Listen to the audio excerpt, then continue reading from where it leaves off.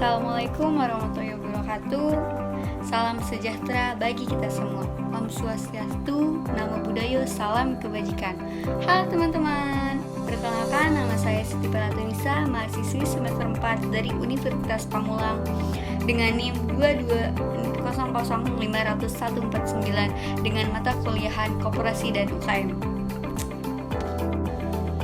Di kemajuan ekonomi Indonesia, ada satu pilar yang berperan penting dalam memperkuat struktur ekonomi negara ini, koperasi dan usaha kecil menengah yang disebut UKM.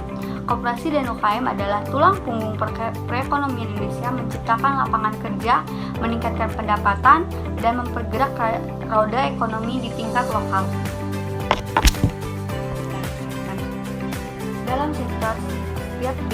Dalam setiap sektor koperasi dan UKM memainkan peran yang vital. Mereka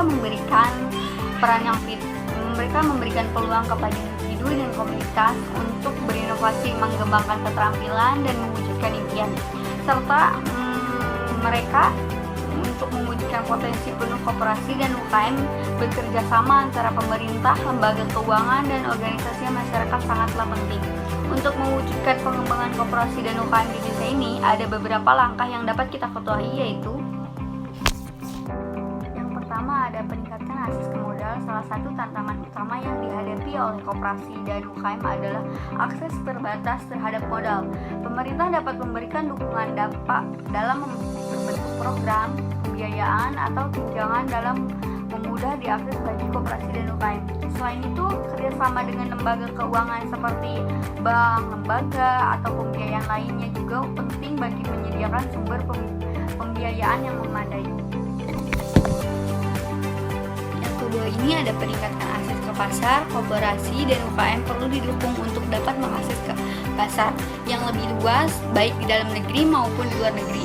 Yaitu pemerintah dapat memberikan bantuan dalam pemasaran, promosi, dan pengembangan jejaring untuk membantu koperasi dan UKM mencapai pasar yang lebih besar. Selain itu, memfasilitasi partisipasi koperasi dan UKM dalam pameran bazar dan acara perdagangan lainnya juga penting.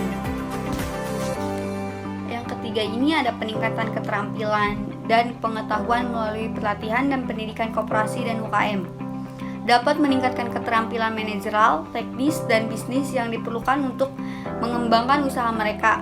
Misalnya, pemerintah dapat bekerja sama dengan lembaga pendidikan atau pelatihan untuk penyelenggaraan program-program ini.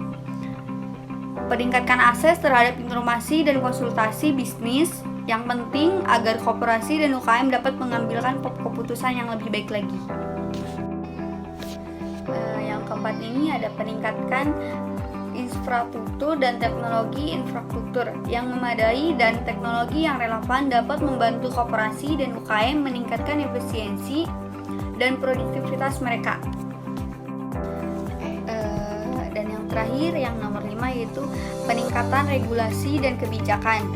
Kebijakan yang mendukung dan ramah terhadap koperasi dan UKM sangat penting dalam menciptakan lingkungan yang kondusif bagi pengembangan sektor ini. Pemerintah dapat melakukan evaluasi terhadap peraturan yang ada dan melakukan penyederhanaan birokrasi untuk mempermudah pendirian dan pengelolaan koperasi dan UKM. Jadi di sini melalui langkah-langkah tersebut diharapkan koperasi dan UKM di Indonesia dapat berkembang secara berkelanjutan, menciptakan lapangan kerja, meningkatkan pendapatan masyarakat, dan berkontribusi pada pertumbuhan ekonomi dan negara.